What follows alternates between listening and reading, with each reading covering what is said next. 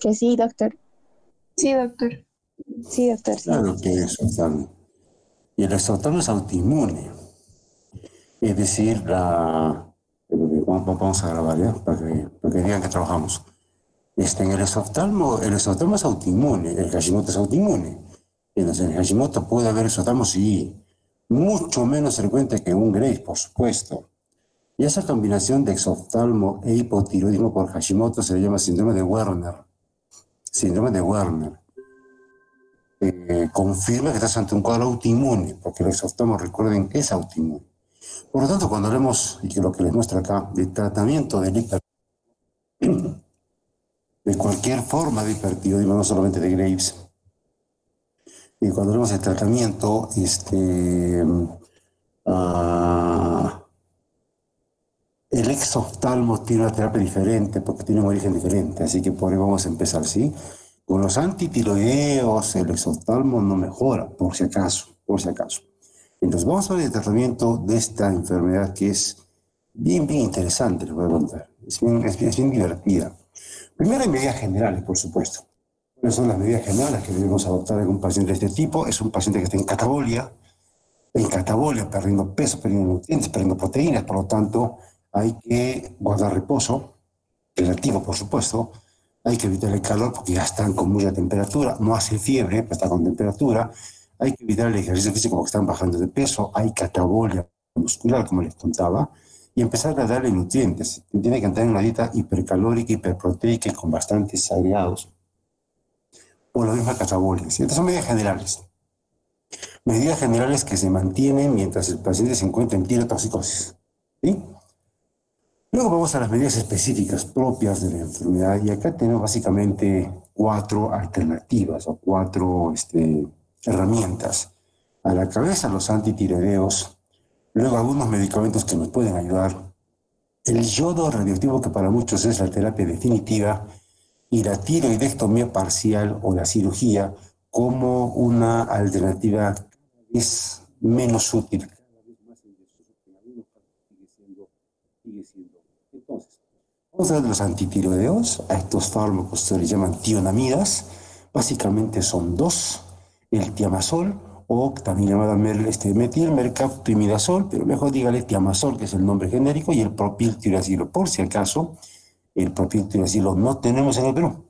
No hay en el Perú. Se le extraña un poco, sobre todo en gestantes. Ahora van a ver porque básicamente estos medicamentos lo que hacen es inhibir a la peroxilasa tiroidea. Y recuerden ustedes que en la síntesis de hormonas tiroideas todas las enzimas que intervienen están acopladas, es decir, una trabaja, una no trabaja y las demás tampoco van a trabajar. Entonces, considerando eso, si tú inhibes a la peroxilasa tiroidea, vas a tener, obviamente, una inhibición de todo el engranaje metabólico tiroideo. Basta que inhibas a una y inhibes al resto.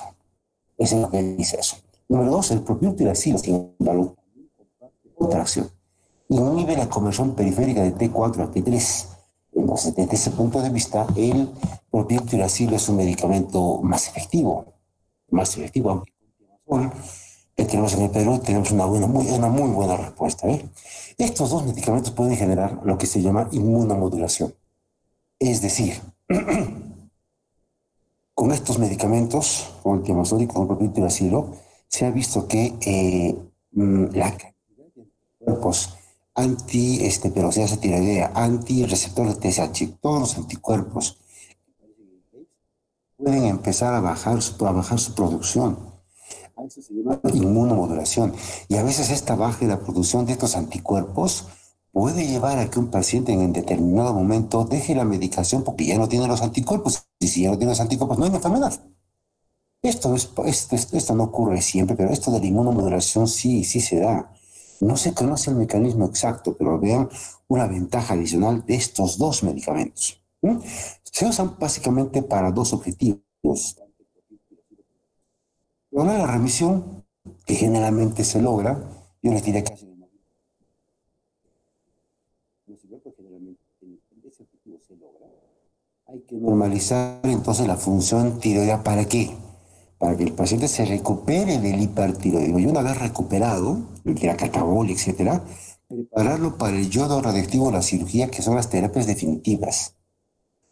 O que hay muchos pacientes que todavía, después de muchos años, siguen usando el tiamazol, siguen usando el propiltiracilo, y se puede considerar en esos casos que la terapia definitiva se ha alcanzado. Pero como terapia definitiva en sí, lo que figura en los textos, eso se refiere al yodo radioactivo y a la cirugía. Entonces, la medicación antitiroidea puede servir para preparar al paciente para el yodo radioactivo, especialmente si el paciente es mayorcito, que pasa de los 50 a 60 años, entonces, o 70, y va a necesitar yodo radioactivo, hay que prepararlo. Pues si es un paciente joven, un chibolo, por ejemplo, de 22 años, un pulpín, de repente, de frente le mandas al yodo reactivo. Entonces, depende mucho de la edad del paciente. Y obviamente los antitiroideos, si la mujer está embarazada, es la única opción. La cirugía incluso puede estar contraindicada. En niños y adolescentes es la primera opción también. Y en oftalmopatía severa, eso es la primera opción, los antitiroideos. También son la primera opción los antitiroideos en pacientes gerontes, sin lugar a dudas, no hay dudas. En un paciente adulto, joven, alguien que tenga, de 30, 40, 50 años, en ese tipo de pacientes, también los antitiroideos pueden ser la primera opción, pero no es la terapia definitiva. Quiero que recuerden bien eso. ¿Por qué no en embarazadas se usa yodo radioactivo o la cirugía? Pues yodo radioactivo porque puede generar hipotiroidismo congénito. En niños y adolescentes el yodo radioactivo se puede dar de frente. Pero mis amigos pediatras y los endocrinólogos pediatras, que dicho sea de paso son pediatras que hacen un poco de endocrinología, le tienen especial temor. ¿Ah? Yo veo que el pediatra es un médico que es bastante conservador. Medicamentos nuevos el pediatra así nomás no te usa. El pediatra es mucho más, ¿cómo les puedo explicar? En general el pediatra es más, esa palabra, conservador, más cuidadoso. Si una terapia no está debidamente fundamentada, no te la aplica. La gran mayoría de pediatras son así. Entonces, en los textos de pediatría, de endocrinología pediátrica, te dicen, yodo reactivo en niños. No, no, no, no, no. Antitiroideos. Un concepto que está empezando a darse vuelta últimamente. Hace mucho tiempo que los endocrinólogos decimos, sí se puede dar, es una muy buena opción el yodo reactivo, y de hecho es una buena opción. Pero todavía se considera a los antitiroideos como primera opción en este tipo de pacientes. En oftalmopatía severa, sin duda, ahí sí, sin duda. En embarazadas, los antitiroideos son la primera opción de terapia mucho antes del yodo reactivo o la cirugía. Entonces, respecto al metimazol o al tiamazol, también se llama metimazol o tiamazol, habitualmente es una sola toma al día, viene de 5, de 10 o de 20 miligramos, la dosis es más o menos dosis 10, 20, veces 40 miligramos, depende con cuánto logres normalizar la función tiroidea, si la dosis es variable, y la dosis de propiltiracil es básicamente la misma multiplicada por 10. Es decir, una pastilla de 10 miligramos de tiamazol equivale en potencia a una pastilla de 100 miligramos de propiltiracilo. La TSH, recuerden esto, los chicos en la práctica, cuando tú tienes un hipertiroidismo, tienes crónicamente elevadas las hormonas tiroideas. Cuando tú tienes hipertiroidismo, entonces vas a tener crónicamente reprimida, suprimida la cantidad de TSH. Va a estar bien, bien, bien baja. Entonces, cuando tú le das al paciente tratamiento con antitiroideos y quieres ver respuesta, no te sirve TSH. No te sirve TSH, sobre todo en los primeros meses, en los primeros 6 meses, hasta a veces en los primeros 7, 8 meses. No te sirve. ¿Por qué? Porque por más que se normalicen la T3 y la T4, la TSH va a seguir estando suprimida. Entonces no te sirve para evaluar la eficacia de la terapia. Entonces, en las primeras etapas entonces del hipertiroidismo, lo que te sirve es dosar la hormona periférica, la T3 sobre todo, que tiene vida media más corta, y la T4 en segundo lugar. Recuerden ese concepto. Yo a ustedes les he dicho que para el diagnóstico de enfermedades tiroideas usen TSH y T4 libre, eso es más que suficiente. Pero para el control de enfermedad hipertiroidea, en las primeras semanas, en los primeros meses después de haber iniciado el tratamiento con antitiroideos, el dosaje de T3 total es más efectivo, me sirve más que el dosaje de TSH, que literalmente no me sirve. Y ese concepto es algo clave. Yo veo a muchos endocrinólogos que me siguen usando TSH para poder evaluar la eficacia de la terapia al primer mes de iniciado los antitiroideos. Eso no tiene sentido. La TSH, por más que se normalice T3, va a seguir estando baja y te va a obligar a tomar una decisión incorrecta. Ahora les voy a contar un poquito más sobre eso. La terapia es habitualmente prolongada, dura por lo menos un año en normalizar función tiroidea. Con el metimazol, muchas veces el hipotiroidismo puede ser una complicación, de hecho se presenta con mucha frecuencia, y cuando esto ocurre, el bocio que habitualmente acompaña al Graves puede aumentar de tamaño. Atentos con eso. Lo habitual cuando tú empiezas terapia antitiroidea con esos medicamentos es que el bocio empieza a reducirse, sobre todo cuando has empezado temprano la terapia. Si es un paciente con Graves que tiene 5 años con la enfermedad y no le han hecho el diagnóstico y crece el bocio y le empiezas antitiroideos, ya no te baja tan rápido el bocio. Demora en bajar. Pero si has empezado la enfermedad en los primeros 6 meses de esta, es más fácil que ese bocio pueda disminuir. Recuerden eso. Como quiera que el hipotiroidismo puede ocurrir, y de hecho ocurre muchas veces cuando empezamos tratamiento con antitiroideos, vas a empezar a tener, por ejemplo, SH que sigue estando baja, por ejemplo, ¿ya? Pero una T4 que está por debajo de lo normal. Antes estaba por encima de lo normal, ahora está por debajo de lo normal. Pasa el tiempo y poco a poco la TSH se va a elevar y el paciente teniendo anticuerpos de Graves, teniendo el cuadro de Graves en sí, empieza a hacerte hipotiroidismo por la terapia. En ese tipo de pacientes, ustedes entenderán que el objetivo del tratamiento es tener al paciente con TSH normal y T4 libre normal. Entonces, cuando el paciente te hace hipotiroidismo por el tratamiento, tienes dos alternativas. O reduces la dosis del antitiroideo o mantienes la dosis. ¿Recuerdas la inmunomodulación? Por eso muchos médicos preferimos, entre ellos yo, consigo hipotiroidismo como efecto colateral por los antitiroideos, prefiero mantener el antitiroideo a la misma dosis y le añado levotirosina. Estoy frenando a la glándula, protegiéndola a esta de los anticuerpos con los antitiroideos, pero estoy tratando el hipotiroidismo subsecuente que está apareciendo. Parece absurdo, ¿no? Tienes hipertiroidismo y le das un antitiroideo y hormona tiroidea. ¿Qué terapia es esa? El que no sabe no lo entiende. Y ahí tengo varios amigos, son mis amigos, colegas. Oye, ¿cómo le vas a dar antitiroideo? Más hormona tiroidea. Oye, Cholotete, ¿has estudiado? Todavía te preguntan, ¿no? Ustedes saben, ¿no? La ignorancia es atrevida y a veces es malcriada. Entonces, ¿tú qué haces? ¿Tú sabes qué? Estudia, ¿ya? Lee, por favor. Estas terapias combinadas sí sirven y logran la remisión del cuadro en menos tiempo, manteniendo la glándula tiroidea apagada, inhibida, suprimida por los antitiroideos. Entonces, cuando veo a un paciente con antitiroideos más hormona tiroidea, no se sorprendan, ¿eh? Es una terapia habitual, funciona. No rajen por rajar, no rajen por rajar. Ventajas, cuando tú le das a un paciente antitiroideos y logras hipotiroidismo, lo que estás tratando en este momento es tanto el hipo como el hiper. Tratas el hiper con el antitiroideo, pero como ya lo volviste hipotiroideo al paciente, estás apagando el incendio, le das levotirosina para que el paciente salga del hipotiroidismo. Entonces, lo que en realidad estás tratando es el hipotiroidismo más bien. Y al tratar el hipotiroidismo, los controles de laboratorio son menos frecuentes, el paciente está mucho más estable clínicamente. Es frecuente, por ejemplo, que cuando tú tienes un paciente con hipotiroidismo por antitiroideos y reduces la dosis del antitiroideo, en el siguiente control otra vez TSH baja, otra vez T4 libre alto. Y estás atomizando la pastilla para encontrar la dosis correcta. No te das bolas. Anda la dosis de siempre, vuelve al hipotiroideo y le das hormona tiroidea. El paciente va a encontrarse bastante bien controlado, especialmente pacientes gerontes. Efectos adversos de los antitiroideos, esta es la parte. Se pueden dividir en mayores y menores. Los efectos menores son los clásicos que ustedes conocen para prurito, un rash cutáneo, artralgias, mialgias, fiebre, qué sé yo, problemas a nivel gastrointestinal, tipo estreñimiento, o diarrea, problemas con el gusto, con el olfato.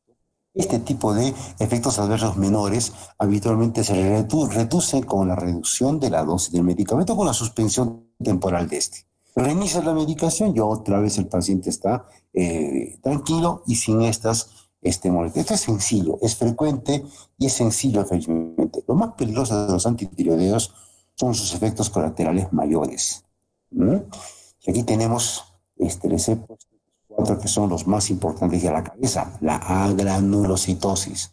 Hay un concepto, los Los antitiroideos son los fármacos que más agranulocitosis producen en medicina interna después de la terapia oncológica. Después de la terapia antineoplástica son los antitiroideos los que más agranulocitosis generan. Lo malo de la granulocitosis de los antitiroideos, ojo, agranulocitosis significa que la recuenta de glóbulos blancos de granulocitos cae por debajo de 50. O sea, cae bastante, por debajo de 50. Implica que tu susceptibilidad de infecciones aumenta. ¿No? No tiene, ¿cómo les explico? No se sabe a quién le va a dar. No tenemos exacto, claro, a quién le va a dar. No hay un factor de riesgo que podamos encontrar. Por lo tanto, todo paciente está en posibilidad de hacer esta complicación. Si todo paciente está en posibilidad de hacer esta complicación, hay que vigilar a cada paciente que recibe estos antitiroideos. Es frecuente, sin embargo, que ocurra en chicas, igual que el hipertiroidismo, es frecuente en chicas jóvenes, es frecuente en los primeros meses de la terapia. No depende de la dosis. No depende de la dosis. Entonces vas a hacer neutropenia. ¿Cuál es la infección más frecuente que tú tienes habitualmente? Infecciones de garganta, ¿verdad? Es lo más frecuente. Entonces, al paciente cuando va a recibir antitiroideos es bueno tener un hemograma de control para saber con cuántos leucocitos está rascando. Y en cada control que le vas a pedir para ver cómo está su T3 y después para ver cómo está su TSH, en cada control pídele un hemograma para ver la evolución de los leucocitos, para ver cómo van yendo, cómo van subiendo o bajando. Si en el hemograma, en algún momento que tú estás pidiendo el recuento de neutrófilos, o sea, de granulocitos, se encuentra por debajo de 1000, mira que ni siquiera has llegado a lo que es granulocitopenia. Granulocitopenia se refiere a neutrófilos por debajo de 500. Por debajo de 500. A granulocitosis por debajo de 50. No vas a esperar llegar a eso. Llegas a granulocitos por debajo de 1000 y automáticamente hay que suspender la medicación. Inmediatamente suspender la medicación. Es más, yo a mis pacientes les digo, si te da fiebre o dolor de garganta en cualquier momento a partir de hoy día tomando las pastillas, te haces un hemograma urgente. Y urgente me buscas. Y más de una vez hemos encontrado granulocitos en 700, por ejemplo, automáticamente a suspender la medicación. Con esto salvamos vidas. Porque alguna vez una paciente nuestra se nos murió, porque tuvo un recuento de neutrófilos en cero. La hospitalizamos, la aislamos, no se pudo recuperar. Y era una chica de vuestra edad. O sea, vean los problemas que podemos tener con los antitiroideos. Esta complicación, sin embargo, es muy poco frecuente. Pero vean, tampoco es moco de pavo. Es reversible esta granulocitosis si la detectas a tiempo. Y eso es lo que hay que hacer, detectarla a tiempo. Por eso el hemograma siempre es importante en el control del paciente hipertiroideo que recibe antitiroideos. Otra complicación, pero esta sí es menos frecuente, es la hepatotoxicidad. Recuerda que el hipertiroidismo puede ir con hepatotoxicidad, o sea, hepatopatía tirotóxica puede haber por la misma enfermedad. Bueno, con la terapia también puede haber. Lo malo de la hepatotoxicidad por antitiroideos es que tiene una mortalidad bastante alta y que obliga a suspender la medicación. Esta hepatotoxicidad es más frecuente con el propiltiuracilo más que con metimazol. Yo hasta ahora aquí en Cusco no he visto hepatotoxicidad por metimazol. Yo lo uso bastante, yo no he visto. En otros lugares de repente han visto, yo acá no he visto, ¿ya? Aquí lo que básicamente existe en esta hepatotoxicidad es un aumento de las transaminasas. Pero a veces tú ya sabes que el mismo hipertiroidismo te va a aumentar también las transaminasas. Entonces, cuando tú te encuentres ante un paciente que tiene hipertiroidismo, con aumento de transaminasas usando terapia, oye, de repente ese aumento de transaminasas se debe al hipertiroidismo y no necesariamente a la terapia. Entonces hay que saber diferenciar una de otra. ¿Y cómo la vas a diferenciar una de otra? Simple, mídele transaminasas al paciente antes de que empiece su terapia. Debería bajar con el tiempo. Si empieza a subir las transaminasas, cuando está el paciente recibiendo su medicación, está normalizándose TSH, se normaliza T4 libre y aumenta transaminasas, estás evidentemente ante una hepatotoxicidad, suspende la medicación. El asunto se vuelve bastante complicado. Pero como les contaba, es mucho más frecuente la hepatotoxicidad por hormona tiroidea, o sea, la hepatopatía tirotóxica, que la hepatotoxicidad por medicamentos. Vasculitis es mucho menos frecuente todavía, más frecuente con propiltiuracilo, habitualmente se asocia a esos anticuerpos típicos que aparecen en lupus, anticuerpos ANCA positiva. En ese tipo de pacientes puede aparecer vasculitis. Entonces, cuando tú tienes un paciente con hipertiroidismo y también tiene otra enfermedad autoinmune, atento que de repente este paciente podría hacer vasculitis, y si tienes ese riesgo de vasculitis, el metimazol, la terapia de elección por encima del propiltiuracilo, por obvias razones. Puede haber también hipoprotrombinemia, hipoglicemia, pancreatitis, pero este es poco frecuente, no he visto un solo caso. Lo más común de esto que tenga usted siempre en la mente es agranulocitosis. Nunca se olviden de ese potencial efecto colateral. Pregunta de Nan, algunos años, muchas veces se coloca esta pregunta y a veces no te la responde. Vean esto. Vamos a comparar ambos antitiroideos, ¿no? Por ejemplo, la potencia relativa del metimazol y del propiltiuracil. El metimazol es más potente, por eso la dosis es más pequeña. Ambos son de administración oral, ambos se absorben muy bien por vía intestinal. Se unen a proteínas, sobre todo el propiltiuracilo, no se une mucho el metimazol. La vida media es más prolongada del metimazol que del propiltiuracilo, por eso del metimazol basta una dosis al día, en 2-3 veces al día. ¿Ah? La duración del efecto es mayor, por supuesto, en el caso del metimazol, y cuando tú tienes alguna enfermedad hepática, la degradación del metimazol va a estar alterada, no así la degradación del propiltiuracilo. Cosas extrañas, ¿no? Contradictorias. El propiltiuracilo te puede generar más hepatotoxicidad, pero al mismo tiempo el propiltiuracilo, cuando tienes alguna enfermedad hepática, se degrada con más facilidad. ¿No? Pero quizás la principal diferencia es esta, en una mujer gestante. El metimazol casi no aparece, casi no atraviesa la placenta, casi no atraviesa a través de la leche materna, pero el propiltiuracilo mucho menos. El propiltiuracilo casi no pasa por la placenta, mucho menos que el metimazol. El propiltiuracilo casi no te pasa por la leche materna, mucho menos que el metimazol. Entonces, el propiltiuracilo es el antitiroideo de elección en mujeres hipertiroideas gestantes. ¿Mm? Encima, el propiltiuracilo me bloquea el paso de T4 a T3. Pues es un fármaco que tiene encima un efecto adicional más. Por eso es un medicamento especialmente útil ¿en quién? En mujeres gestantes. Pero recuerden, en el Perú, propiltiuracilo no hay. No hay, ¿ya? Ese es el libre mercado que tenemos, no hay. No sé por qué no hay, honestamente, ¿ah? A mí me causa mucha vaina que no hay. Y a los pacientes les dicen, ¿sabes qué? Anda pues a comprar en otro lugar. ¿Dónde puedo comer? ¿Dónde hay? ¿Sabes dónde hay? Aquí en Chile, aquí en Arica hay. Aquí en Bolivia, que tiene gobierno comunista, ahí también hay propiltiuracilo, lo puedes comprar. A veces a mí me da risa cuando la gente nos compara con Bolivia, mirando a Bolivia por encima del hombro. Chicos, visiten Bolivia primero antes de pensar que Bolivia está peor que nosotros. Visiten Bolivia. Vean cómo son las cosas en Ecuador. Ya que se está comparando a Perú con Venezuela, que lamentablemente con Venezuela tenemos muchas más cosas en común, les cuento. ¿Ah?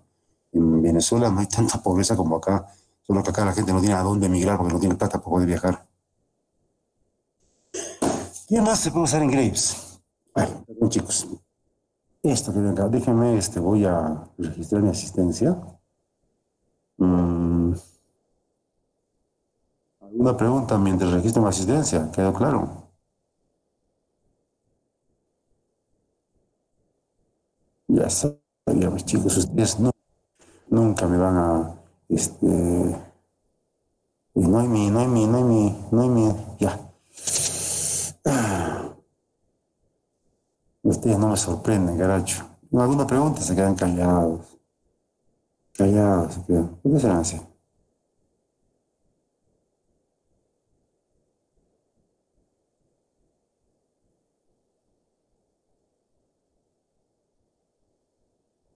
¿Los chicos están por ahí o ya se han ido?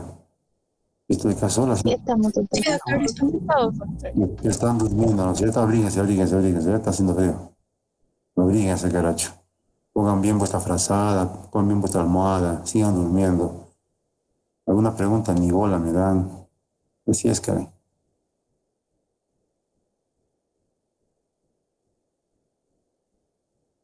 Ay.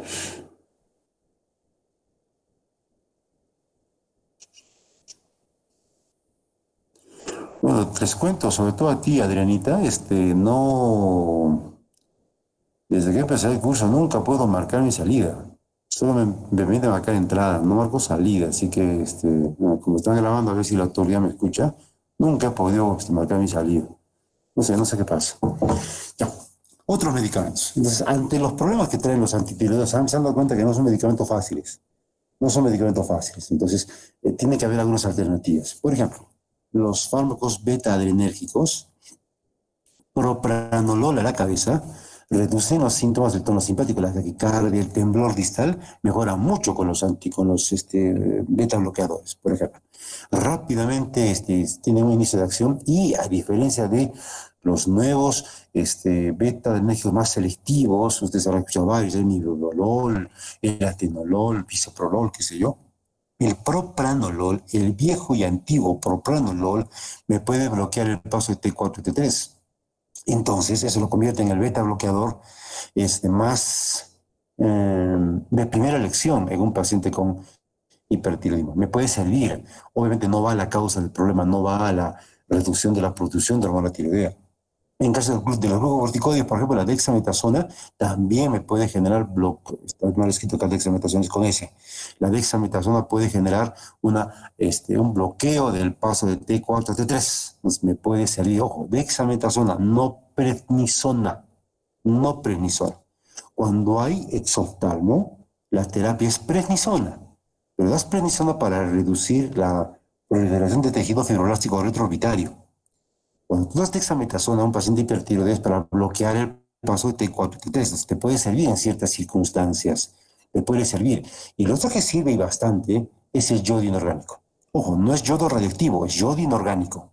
¿Qué cosa es el yodo inorgánico? El yodo inorgánico es el ion yoduro que está en la sal de mesa, en la naturaleza, el yodo, ese yodo. Buscando lo que se llama el efecto de Wolff-Chaikov, que ya les he conversado la vez pasada, ¿qué significa el efecto de Wolff-Chaikov? Otra vez repito, el transportador de yodo trabaja solamente si el yodo extracelular es menor al yodo intracelular para lograr un transporte activo.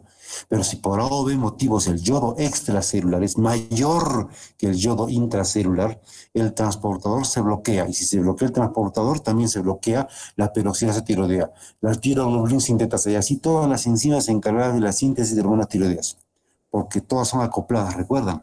Entonces, si yo al paciente le doy Lugol, Lugol que se utiliza en parasitología, 8 miligramos de Lugol existen en una gota. Al paciente le doy 3 a 5 gotas, multipliquen 4 gotas, por ejemplo, 4 por 8, 32, cada 8 horas, o sea, son más o menos casi 100 miligramos de yodo en un día. ¿Cuánto es el requerimiento anual? 52. Y le das 100 en un día. O le das solución saturada de yoduro de potasio, que te trae 50 miligramos de yodo por gota. Y tú al paciente le das a dar una gota cada 8 horas, o sea, le vas a dar 150 miligramos, o sea, en una gota tienes el requerimiento anual. ¿Qué pasa con el yodo extracelular? Aumenta un montón, bloqueas el transportador de yodo y aparece el efecto Wolff-Chaikov. Se bloquea la síntesis de hormona tiroidea. ¿Qué te parece? El problema del efecto Wolff-Chaikov es que es transitorio. Llega un momento en que a la cuarta, quinta semana la glándula está bloqueada y luego se desbloquea. Y empieza el hiper con mayor intensidad que el inicio. Pues recuerden que el efecto Wolff-Chaikov es transitorio, nada más. Nada más, ¿ya? Compuestos yodados, por ejemplo, lo que se utiliza en radiología, te pueden bloquear a las 5' de yodo, o te pueden bloquear el paso de T4 a T3, pueden tener también el efecto de Wolff-Chaikov, porque recuerden que los compuestos yodados para contraste contienen yodo y me puede generar este efecto Wolff-Chaikov también, por si acaso, también pueden generar, ¿ya?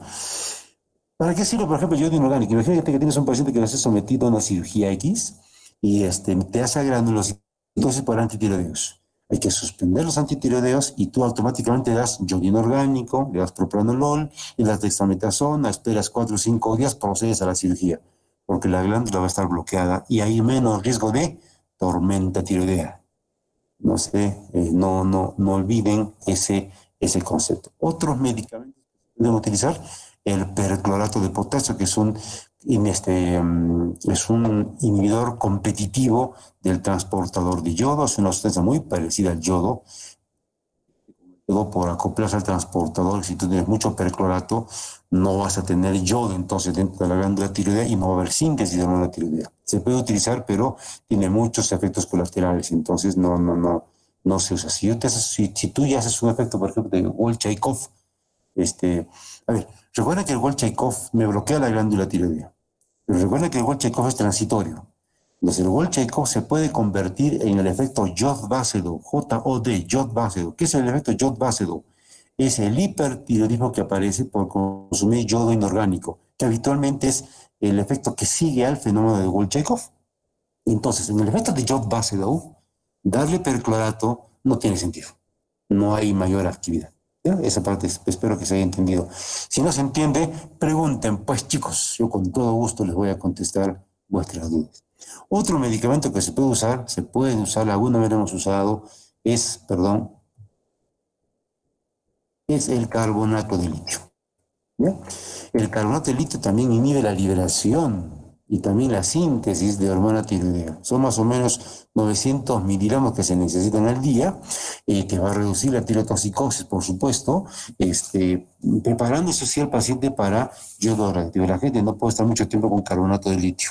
No lo usamos mucho, pero en algún paciente que tenga, por ejemplo, otra vez, agranulocitosis por antitiroideo, estamos en pandemia y no podemos obtener yodo, pues puede pasar a carbonato de litio, puedes pasar a perclorato de potasio, o puedes pasar a rituximab, que es un inmunomodulador que ataca a los CD4, a los CD20, perdón, pero rituximab no llega al Perú. Eso se los muestro nada más ahí para, como una opción, te reduce el recuento de anticuerpos que estimulan a la hormona, a la glándula tiroidea, entonces esa es su forma de función. Lamentablemente es un medicamento muy costoso, el efecto no es al 100% como un antitiroideo, y encima no hay en el Perú, pero se los muestro para que ustedes lo puedan conocer. Y luego vamos al yodo radioactivo. ¿Ya? Hasta acá, chicos, ¿alguna pregunta respecto a los antitiroideos antes de pasar al yodo radioactivo?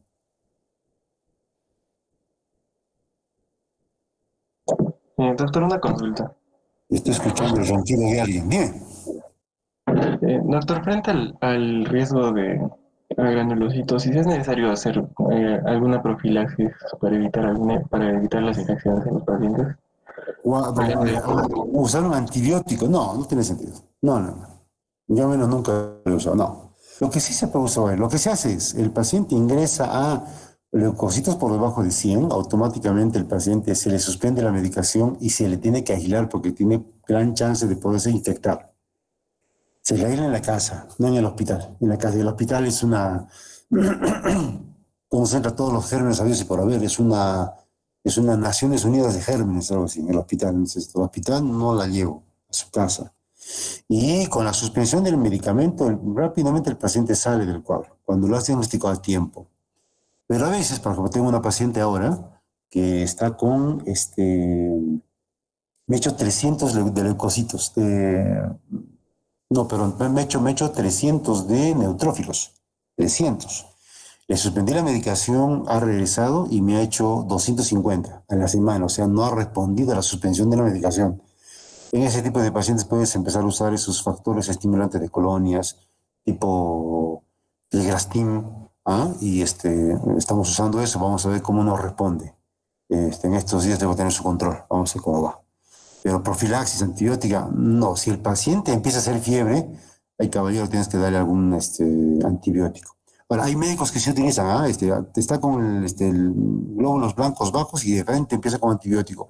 Bueno, algunos sí lo hacen, empieza con una cefalosporina de amplio espectro, qué sé yo. Se puede usar, no digo que no. Yo menos prácticamente no lo uso mucho, no me ha ido mal. A ver, vamos a hablar un poquito del yodo radioactivo, como les contaba, definitiva. Y respecto al yodo radioactivo, algunos detalles importantes. Hay muchos tipos de yodo radioactivo. Está, por ejemplo, el yodo 123. El yodo 123 es un yodo radioactivo endovenosa y que solamente tiene radiación gamma, como ven en la diapositiva. Solo tiene radiación gamma. Entonces, ¿para qué me sirve? Solo radiación gamma. El tecnesio 99 se parece mucho al yodo. También es captado por la glándula tiroidea y también produce solamente radiación gamma. Y está en tercer lugar el yodo 131. Este se produce en el Perú, por si acaso, ¿eh? El yodo 131. Este yodo 131 es el, muchos le dicen el yodo de los pobres. Me parece un término peyorativo. Este yodo 131 es un yodo, yo diría, mucho más efectivo que los otros. Ahora van a entender lo que les voy a contar. Porque el yodo 131 tiene tanto radiación gamma como radiación beta. Tiene las dos.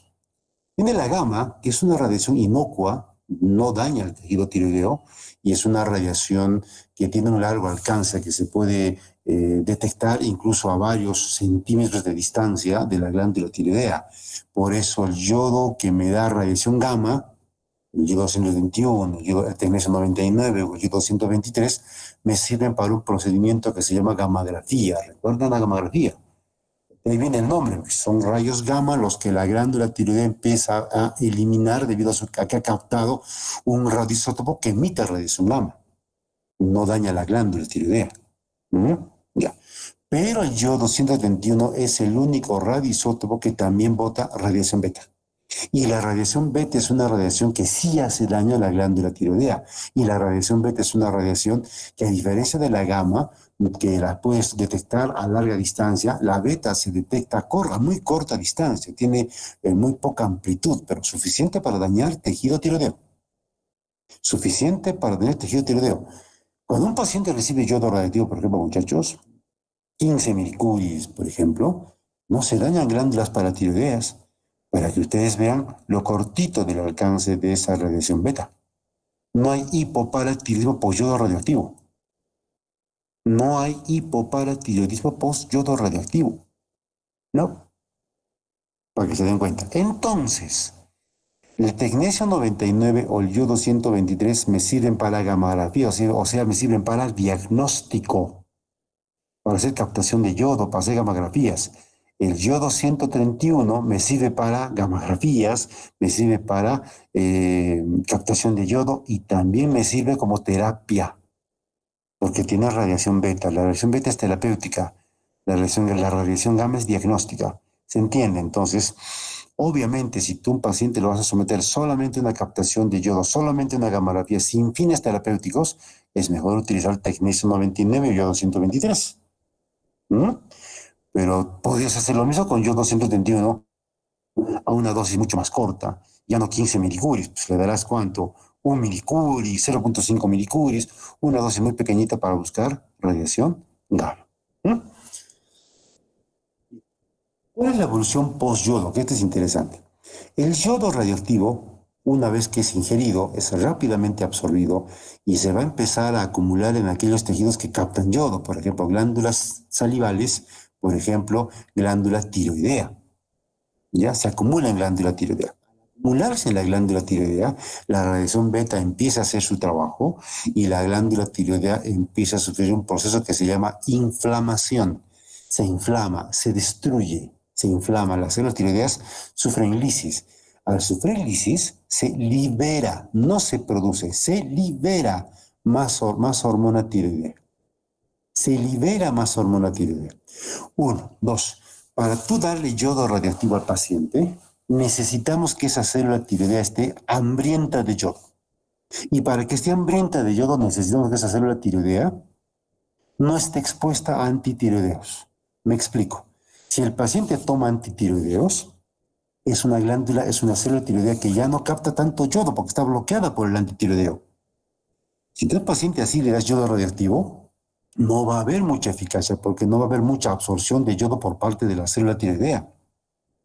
Pero si tú al paciente le suspendes el antitiroideo durante por lo menos 2 a 3 semanas antes de darle el yodo radioactivo, ¿qué pasará con el apetito de la célula tiroidea por el yodo? Aumenta, va a aumentar.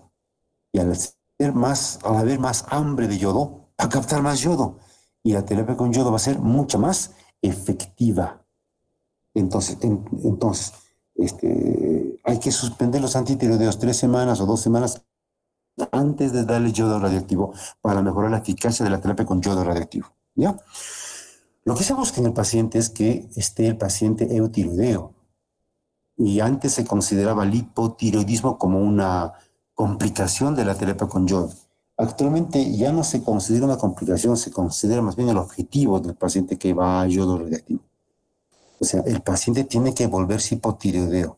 Antes se buscaba que el paciente esté eutiroideo. Si el paciente está eutiroideo, o sea, le das el yodo radioactivo y llega el paciente con T3, T4 normal, sin ninguna medicación, quiere decir que tiene tejido tiroideo funcionante. Y ese tejido tiroideo funcionante se sigue exponiendo a los anticuerpos, que siguen ahí presentes. Y el hipertiroidismo va a regresar. Entonces, para que no regrese, mejor le doy una buena dosis para que no exista glándula tiroidea. Y el hipotiroidismo se convierte ahora en el objetivo del tratamiento que se logra más o menos el segundo, tercera vez al cuarto mes. Así se logra el hipotiroidismo. Y luego tratarás el hipotiroidismo. Hay que avisarle al paciente. Entonces, como que el yodo radioactivo no es la terapia definitiva, ¿no? No, como que el yodo radioactivo te cambia de enfermedad, te hace un trueque. Antes tenías hipertiroidismo, ahora vas a tener hipotiroidismo. Hay que explicarle eso al paciente. Cuando un paciente viene con hipertiroidismo, decirle, ¿sabes qué? Este problema te va a acompañar toda tu vida. No le estás mintiendo, es verdad. Porque se va a volver hipotiroideo y va a tener que tomar hormona tiroidea durante toda su vida, hasta un día antes de su velorio. Todos los días. Eso implica el yodo radioactivo. Y cuando tú le das al paciente yodo radioactivo temprano durante la evolución de una enfermedad hipertiroidea de un Graves, puedes tener reducción del bocio. Sí, puede haber reducción del bocio. Y un ratito, déjenme ver. Tenía en esta, déjenme buscar ya, no lo tengo, a ver si se los meto para la siguiente. Quiero que entiendan esto. A ver, ¿cuándo hay riesgo de recaída? A ver, yo les cuento que antes, cuando dábamos yodo radioactivo, a veces el hipertiroidismo regresaba. Y una vaina decirle al paciente, no, ¿sabes qué? Esta terapia es la bisintiaco, esto sí te curas. Y luego, ¿sabes qué? Necesitas una segunda dosis. No te has curado con la primera, te quedas como un chancho, pues. Te das chancho, o sea que te das como un payaso, pues dices una cosa y pasó otra. Encima la has asegurado y pierdes la confianza del paciente. Entonces, esas recaídas que antes fastidiaban mucho, ¿cuándo ocurre? Ocurre cuando el hipertiroidismo era muy severo y le has dado poca dosis para ese hipersevero. O cuando el bocio es de gran tamaño asociado a un gran hipertiroidismo. Si es bocio nodal, requiere más yodo. Cuando hay un alto flujo intratiroideo, requieres más yodo radioactivo. Cuando es un hipertiroidismo predominio de T3, requieres más yodo radioactivo. Cuando hay una hipoecogenicidad de la glándula en la ecografía, implica que hay mayor cantidad de tejido tiroideo hiperfuncionante, requieres más yodo radioactivo. Entonces, si se dan cuenta con todo lo que les he contado, vean, por ejemplo, acá, anticuerpos muy altos que no descienden, a pesar de la inmunomodulación de los antitiroideos. En pacientes jóvenes o en pacientes con tabaquismo o oftalmopatía, el paciente con tabaquismo o oftalmopatía está obligado a darle poca dosis de yodo. Poca dosis de yodo. ¿Por qué le va a dar poca dosis de yodo a un paciente que tiene oftalmopatía? Recuerda que la oftalmopatía, a ver, quiero que acá, una lámina acá, no sé dónde se me ha perdido. Cuando tú le das al paciente yodo radioactivo, la glándula tiroidea se inflama y empieza a liberar hormona tiroidea, ¿recuerdan? Pero no solamente libera hormona tiroidea, también liberas, por ejemplo, tiroglobulina, empieza a aparecer en sangre, aumento de las concentraciones de peroxilasa tiroidea, las cuales funcionan como antígenos, estás liberando antígenos. Si hay más antígenos, van a haber más anticuerpos. Y aumenta después del yodo radioactivo el recuento de anticuerpos antitiroideos. Y recuerda que estos anticuerpos antitiroideos son los responsables de la oftalmopatía. Entonces, si el paciente ya tiene una oftalmopatía severa, tú le das yodo radioactivo, hay gran chance de que esa oftalmopatía empeore. Va a empeorar. Entonces, hay que darle poca dosis. O mejor, no le des. Ya. Si se dan cuenta entonces en todo lo que le estoy contando, en estas riesgos de recaídas, en casi todas hay un denominador común. Le estoy dando al paciente menos dosis de la que necesita. Antes se daban 8 milicuries, 10 milicuries de yodo radioactivo. Para lograr que el paciente haya eutiroideo, 5 milicuries. Actualmente, justo como se ha visto que la recaída no tiene sentido, entonces se da una mejor dosis, pues, ¿no? Una buena dosis. Un buen golpe para que la glándula deje de estar jorobando, pues le das una buena dosis. Esa buena dosis igualito no lo puedes dar en un paciente con oftalmopatía. La oftalmopatía, cuando es activa y severa, puede ser incluso una contraindicación al uso de antitiroideos, perdón, de yodo radioactivo. ¿No? No se olviden de eso. Y, a ver, antes de pasar a la cirugía, quiero que entiendan esto. El paciente está con aumento de hormonas tiroideas, por ejemplo, se han duplicado las hormonas. Escuchen esto, si lo tenían en una lámina, pero no sé dónde se me ha perdido. Tú tienes un aumento de hormonas tiroideas por el hipertiroidismo. Tienes X de T4, ahora tienes, o de T3, ahora tienes 3X de T3. Le das el antitiroideo y el paciente se reduce otra vez a su 1X de T3, o sea, se reduce a la tercera parte, por ejemplo. Pero quieres pasar al yodo radioactivo, entonces le suspendes el antitiroideo. ¿Qué pasa con la hormona tiroidea? Aumenta otra vez, ¿a cuánto? A 3X. O 4X, porque le vas a dejar le vas a suspender la medicación.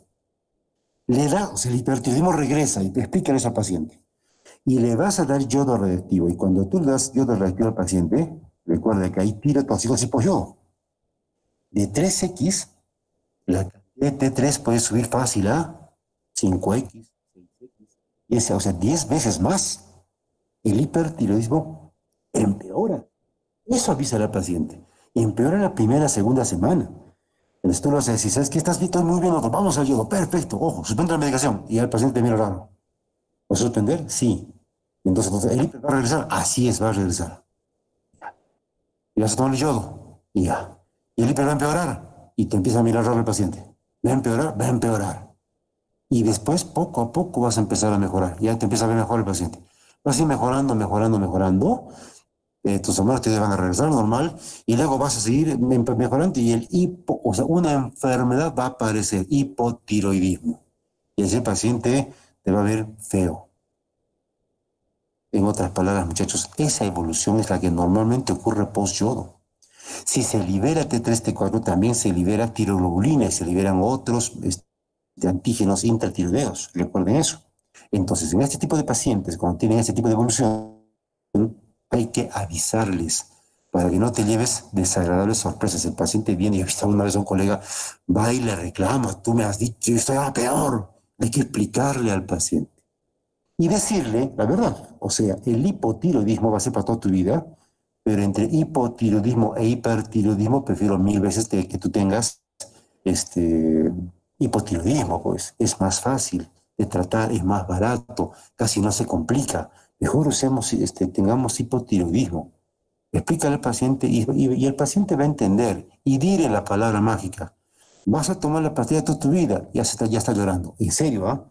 Se pueden a llorar en la consulta, incluso varones, ahí no tienen vergüenza de estar aquí con quien estén, se ponen a llorar, o sea, pónganse a pensar en los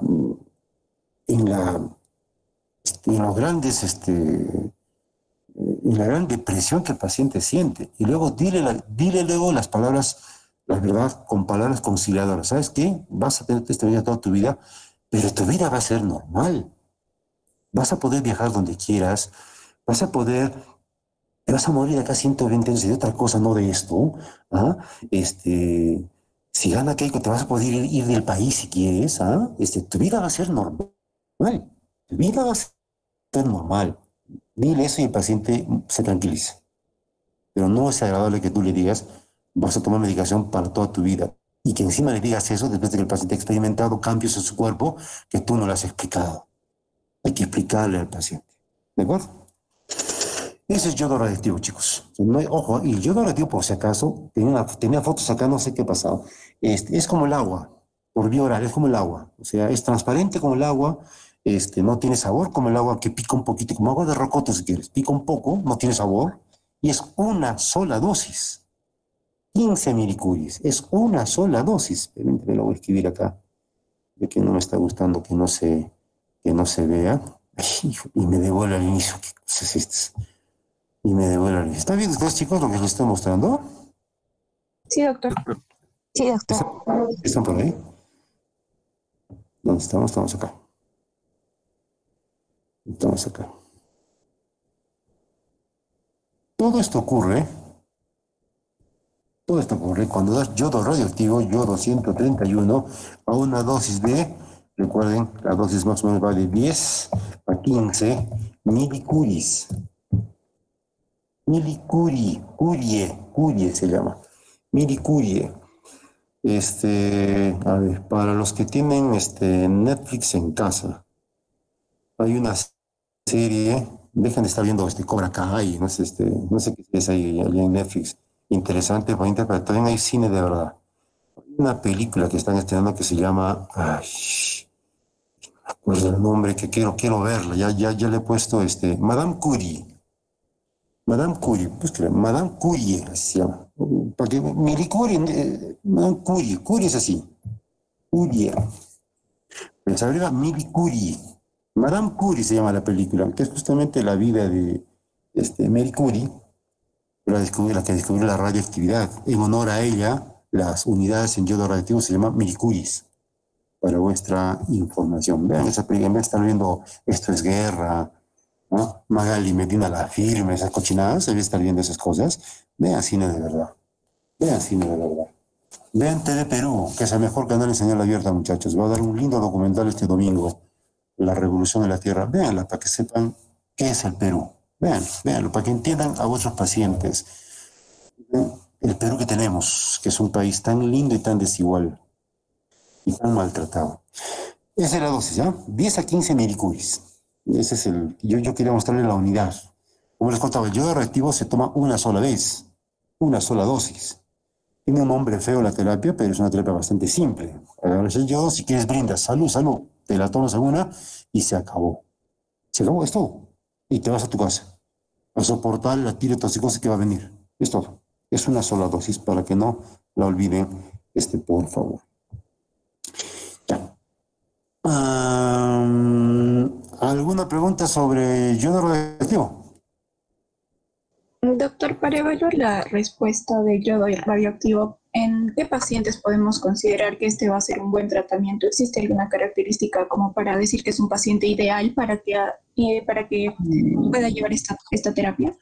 Básicamente no, ¿ah? Buena pregunta. El paciente ideal es aquel paciente que decide recibir su yodo radioactivo. Ya, ¿quién es el paciente no ideal? Esa creo que es mejor la pregunta. Si tienes oftalmopatía severa, no. Si tienes tabaquismo intenso, la oftalmopatía puede aparecer o empeorar mucho post-yodo. Por eso no se debe darle a un paciente fumador crónico, fumador activo. Y también en el paciente que tiene insuficiencia cardíaca o tiene o ha tenido antecedentes de hepatopatía tirotóxica. Porque recuerda que las hormonas tiroideas se van a elevar un montón post-yodo radioactivo. Imagínate ese corazón que está con insuficiencia cardíaca por aumento de hormonas tiroideas, con dilatación de cavidades cardíacas, con una fracción de eyección bien baja, con una precarga alta. Imagínese que ese paciente, exponga más cantidad de hormona tiroidea, ese corazón no te va a aguantar. Por ejemplo, en un paciente que tiene 70 años, ese corazón no te va a aguantar. Es una vaina. Entonces, ese paciente de repente el yodo radioactivo no le va a servir. Ese paciente de repente va a tener que pasar o seguir con antitiroideos o pasarlo a cirugía. ¿Ya? Entonces, más que ver quién es el paciente ideal, hay que ver quién es el paciente no ideal. Ese que les acabo de contar. Adultos mayores que los expongas al yodo radioactivo, que los expongas a ese aumento de hormonas tiroideas, complicado, muy complicado. A muchos de vuestros docentes yo no les daría yodo radioactivo, no me aguantan, no me aguantarían, aquí tienen, más de 60, 70 años, yo no les doy. Pues ahí se convierte un poquito complicada la terapia. En esos casos, por ejemplo, tengo la alternativa de la cirugía. ¿Ya? ¿En quiénes indico la cirugía? Ojo, la cirugía es lo que menos se indica, pero en algunos casos sí puede ser la primera elección. Por ejemplo, si después del yodo los antitiroideos el bocio sigue estando grande, o de arranque, si el bocio es grande, oye, mejor opéralo. Hay riesgo de malignidad, mejor lo vamos a operar. Justo tengo una paciente que tiene un bocio y parece que tiene un nódulo tiroideo maligno. De repente lo opero. Entonces ahí lo voy a operar, no por el hiper, sino por el riesgo de malignidad. Si es que hay, ¿qué pasa con mi diapositiva? Si es que hay riesgo de oftalmopatía severa, o si tiene oftalmopatía severa y no le puedo dar yodo reactivo, entonces aparece la cirugía como una alternativa. Si existe granulocitosis, por ejemplo, y por ahí el paciente tiene ICC y no le puedo dar yodo reactivo, aparece la cirugía como una opción. Lo malo de la cirugía es que tiene algunas contraindicaciones, no objetivo, que hay un error en la diapositiva. Estos son contraindicaciones, o mejor dicho, no, efectos colaterales de la terapia. Ese es lo malo de la cirugía. Efecto colateral, daño de la laringe recurrente. Pues. Ese nervio que tú, por sacarla toda la glándula tiroidea, dañas el nervio y de lo que estás hablando normal, empiezas a hablar así. No puedo hablar, doctor. Desde que me han operado, estoy hablando así. Y muchos pacientes son profesores. Entonces, imagínate que les dé la clase así. No vas a poder, pues, es una vaina, pues.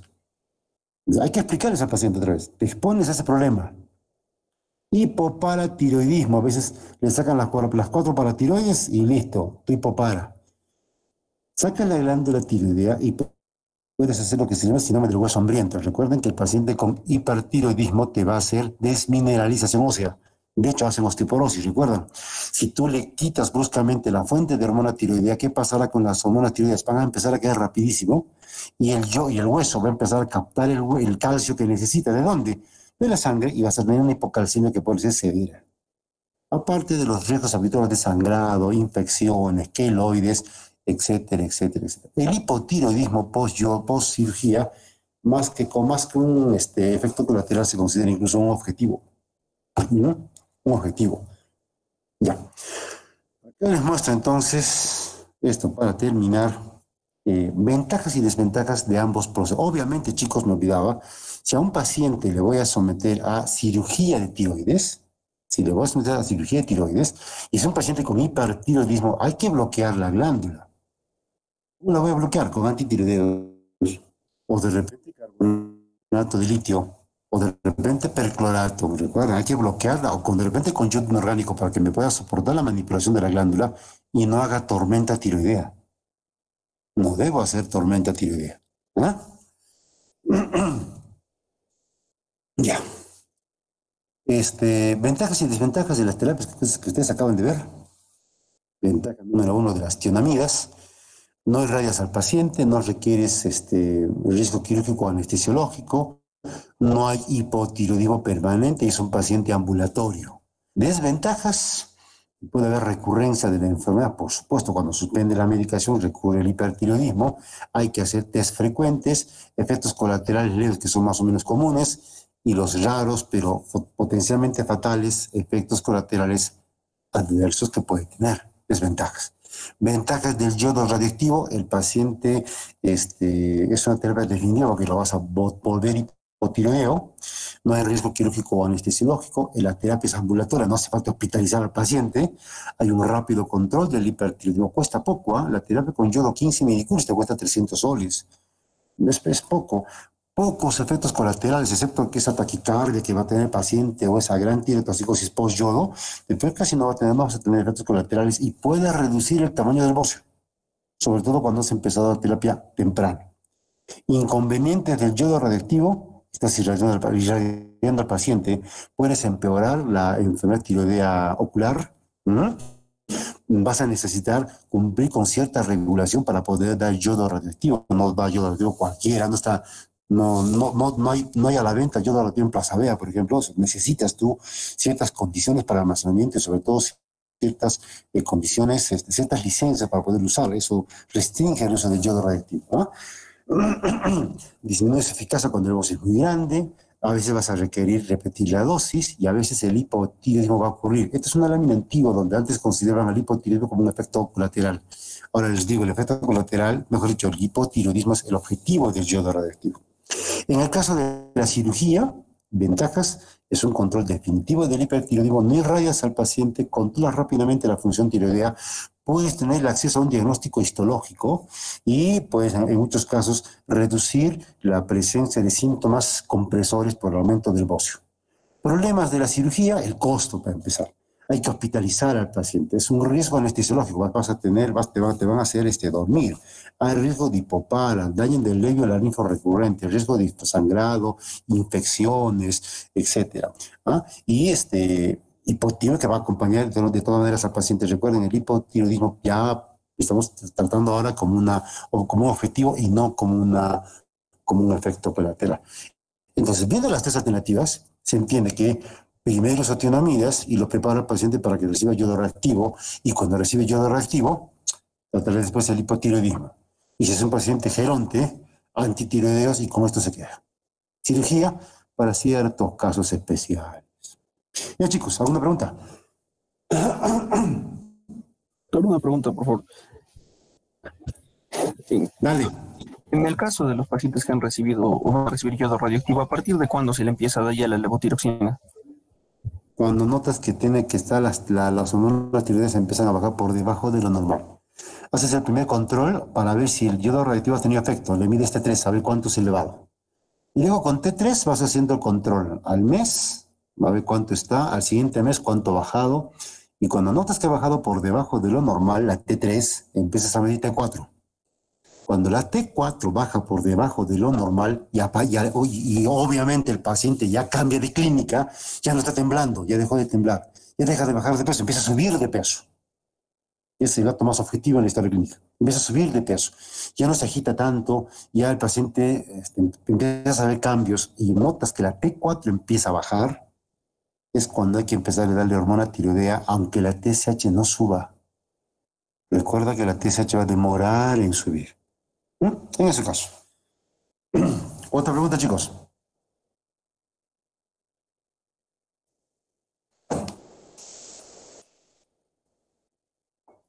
Otra pregunta, muchachos. Doctor, en ese caso, entonces, el control debe ser mensual. Sí, a veces lo hacemos cada 2 semanas, cada 3, sí. Sí, mensual habitualmente. Ya, muchachos, ya que no hay preguntas. Ay, oye, tengo que irme a trabajar. ¿Yo qué estoy haciendo acá? Ya, chicos, los dejo. Con el grupo de rotación nos encontramos a las 9:30. Recién les voy a mandar la invitación. Y con el resto nos encontramos el martes. Ya, chicos, la segunda semana de mayo, por el Día de la Madre, voy a hacer el examen. Vayan separándome fecha. Les voy a contar la fecha de examen pronto. ¿Ya? Ya, chicos.